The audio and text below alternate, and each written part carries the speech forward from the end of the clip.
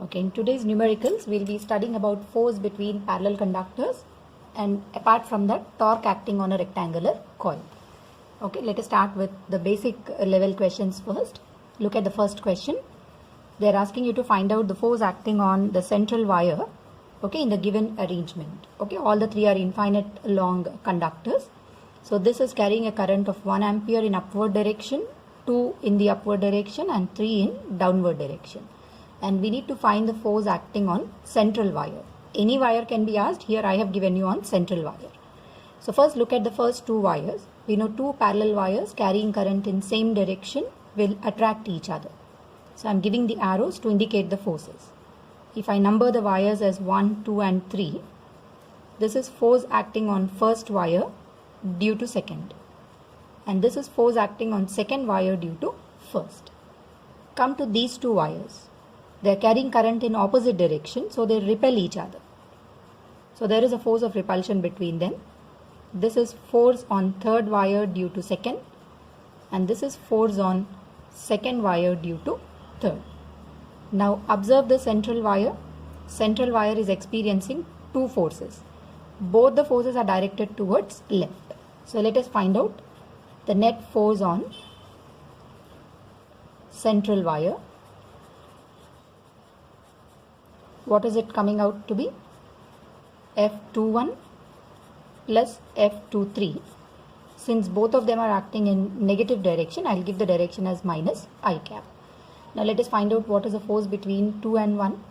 Magnitude of F21 is mu naught I1 I2.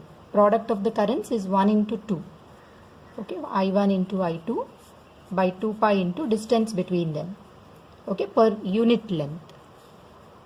Okay, here also in the question I have to give it as force per unit length. So what is it equal to? Force per unit length acting on the second wire because of the first wire. Mu naught by 2 pi. Okay, I'll write it as 2 into 10 to the power minus 7. I1 into I2. 1 into 2 by distance between them is 10 centimeter, which is 0.1 meter.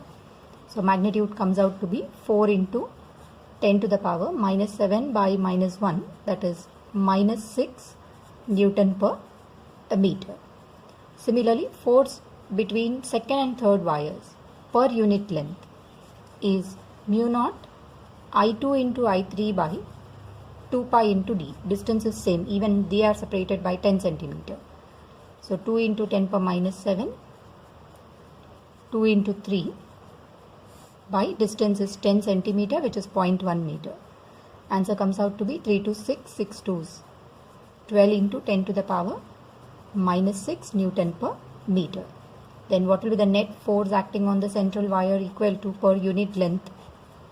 That should be, add both of them, 12 plus 4, 16 into 10 per minus 6. Direction is minus I cap. In this question, we need to find the force acting on the square frame which is placed very close to this long current carrying conductor. Now look at this square frame. It is in the magnetic field which is produced by this current carrying conductor. If you put your thumb in the direction of current carrying conductor, curl the fingers in the downward direction. So this is the direction of magnetic field. Now this wire is close to, okay, if I name this wire as A, B, C and D. Force on BC is cancelled by force on AD. Just check out, if I take a small element on BC, it is carrying current along this direction. Magnetic field is inward. I am using Fleming's left hand rule. Thumb is pointing out upward. For a small element of AD, field is inward, current is opposite, thumb is pointing out in downward direction. These are the direction of the forces. Both the forces are equal and opposite, so they get cancelled. Whereas force on AB and CD are not getting cancelled. See, these are the two conductors carrying current in same direction. They attract each other. So there is a force of attraction on AB towards the wire. Whereas DC and this wire repel each other. Because currents are in opposite direction, DC is repelled, AB is attracted. Attractive force is more than repulsive force. okay, because it's close to the conductor. Calculate what is the force acting on AB by using Ampere's law, force between parallel conductors, mu naught I1 I2 into L divided by 2 pi into D, or force acting on the wire AB is mu naught by 2 pi is 2 into 10 power minus 7. Current in this main conductor is 2 ampere. On this wire current is 1 ampere. 2 into 1. Length is 10 centimeter, so 0.1 meter, divided by distance is 10 centimeter, 0.1. 0.1 and 0.1 gets cancelled. It will be 2 into 2, 4 into 10 to the power minus 7 Newton. Similarly, force acting on DC. See, DC is at a distance 20 centimeter from the wire. So mu naught I1 I2 into L by 2 pi into, I'll call this distance D dash. So 2 into 10 power minus 7. Product of currents is 2 into 1. Length is 0.1 meter and distance is 0.2 meter, because DC to this long wire distance is 10 plus 10, 20. Simplify this. 0.2 and 0.2 gets cancelled. 2 into 10 power minus 7 Newton. Now observe, this is 4 into 10 power minus 7 Newton, whereas this is 2 into 10 power minus 7. So what is the net force acting on the square loop equal to? More attractive, less repulsive. So this loop is attracted by the wire. So F net is FAB minus FDC acting in minus I cap direction. Because this is more in magnitude, I took the direction as minus I cap. 4 into 10 power minus 7 minus 2 into 10 power minus 7. Answer should be 2 into 10 to the power minus 7 in minus I cap direction. Okay, one more question. Two conductors are separated by a distance D, I1 and I2, carrying current in same direction. Assume that these are long conductors, I1 and I2. Distance is D. Okay, we know there is a force of attraction between them. What is F equal to? Mu naught I1 I2 into L by 2 pi into D. Call this as equation 1. If the current in one of them is reversed, say in the next case, I1 I am keeping it as it is, I2 is reversed and current is increased to 2 times. Okay, whichever you are reversing.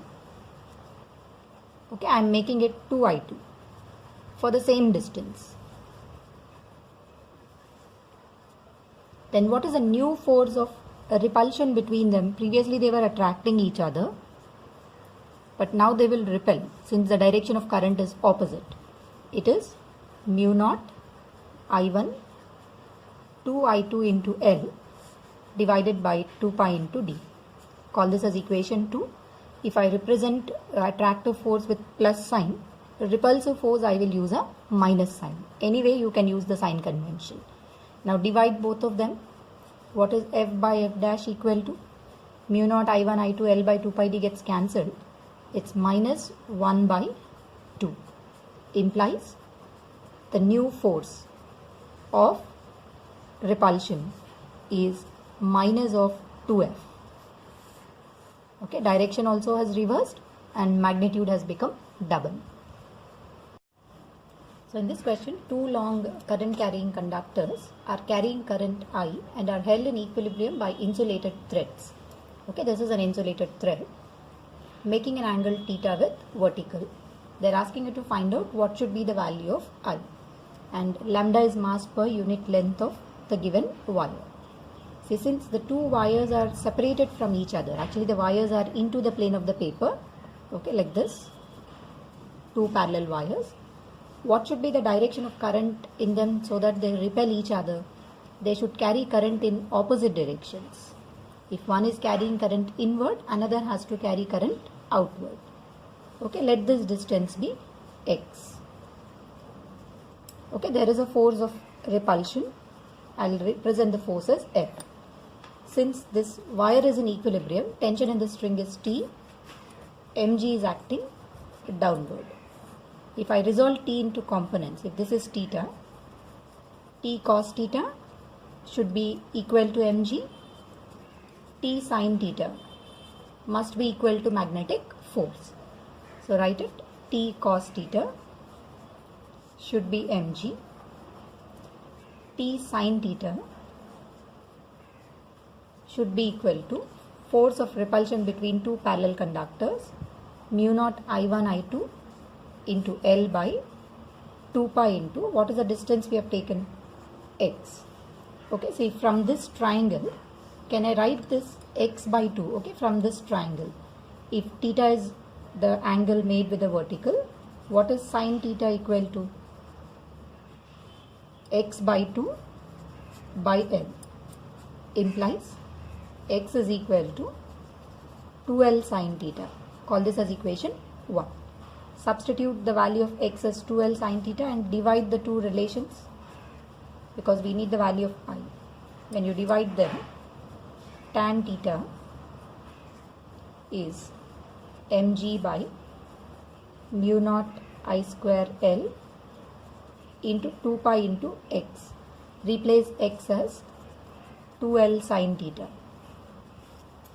or 1 sine theta will anyway get cancelled. Okay, it is not tan theta, cos by sine, 1 by tan theta. So cos theta by sine theta is equal to, when I am dividing the two relations, m by L, mass per unit length of the wire, can be written as lambda into g, 4 pi capital L into sine theta divided by mu naught I square. Okay, m by L we have already replaced as lambda, linear density. Now from this, tell me what is I square equal to? I square is equal to, okay, write the equation. I square equal to lambda into g, 4 pi L sine square theta by mu naught into cos theta. If you want the current, apply square root. What should be the value of I equal to? Under root lambda g 4 pi capital L sine square theta by mu naught cos theta. So look at this question. A wire is carrying a current I and it is tied between the points P and Q. It is taking a shape of a circular arc whose radius is capital R. So they are asking you to find out what is the tension in the wire if there is a magnetic field directed into the plane of the paper. Okay, so since this wire is placed in a magnetic field, it will experience a magnetic force. Identify the direction of magnetic force. If I take a small element, okay, this has length L and L, or a small element dl, field is inward, dl is tangent, force will act perpendicular. Okay, we have already studied whatever be the shape and size of the wire, just join the line P to Q, you can find the force on PQ. Field is inward, PQ is horizontal, force is acting in upward direction. So if I divide this wire into two parts, let the tension in the left part be capital T, which is tangential to it. On this part, tension is T. If I resolve this T into components, okay, this angle is theta naught, T cos theta naught, T sin theta naught. Even for this part of the wire, tension is T cos theta naught here. Down you will have another T sin theta naught. So since this wire is in equilibrium, 2T sin theta naught should be balanced by magnetic force, which is B into I into the length of PQ. Okay, because even if it is curved, we can take the force acting on PQ. So what is this length PQ equal to? From this triangle, if I take this distance as x, what is sin theta naught equal to? Opposite by hypotenuse, x by r. So you can write x as r sin theta. So the length PQ is nothing but 2 times of x. So 2t sin theta is B into I into length of PQ. I'm writing it as 2x. 2 and 2 will anyway get cancelled. T sine theta naught is B into I into what is x equal to? R sine theta naught. Sine theta naught gets cancelled. What is the tension in this string or the wire? It is B into I into R. So this gives you the magnitude of tension. So in this question, there is a conductor which is lying along z axis. See, I took this as x, y and z axis. Length of the conductor, it is from minus 1.5 to 1.5. So the total length is 3 meter. So they're asking you to find out if there is a magnetic field along y axis. Okay, because AY cap is a unit vector in y direction and magnitude of magnetic field is exponentially changing with distance. So it is 3 into 10 power minus 4 e to the power minus 0.2x. Then the question is to find out the power required to move the conductor from this point origin to a point where x is 2 meter and y is 0. So let us calculate how to calculate the power. Time is already given. Okay, we know power is rate of doing work. So first let us find out what is the work done in moving the conductor from here to here. Because there is a magnetic force acting on it, we can write work done as W is equal to, since magnetic field is varying, I will write it as integral F into dx. We are moving it from 0 to 2, or W is equal to integral of forces B into I into L into dx, or W is equal to 0 to 2, of course. What is your magnetic field? 3 into 10 power minus 4 e to the power minus 0.2x. So B, replace B as 3 into 10 power minus 4 e to the power minus 0.2x. Current in the conductor is 10 ampere. Length of the conductor is 3 meter into dx. See, magnetic field is perpendicular to the length, so magnetic force will be BIL into sine 90. That's why I took it directly as B into I into F, multiplied with dx from 0 to 2. So evaluate the work done, remove all the constants outside. 3 3 is 9 into 10 to the power minus 3, 10 power minus 4 into 10 comes out. Integral 0 to 2 e to the power minus 0.2x into dx. We know e power minus 0.2 integral is e power minus 0.2. But divided with differential of minus 0.2 into dx.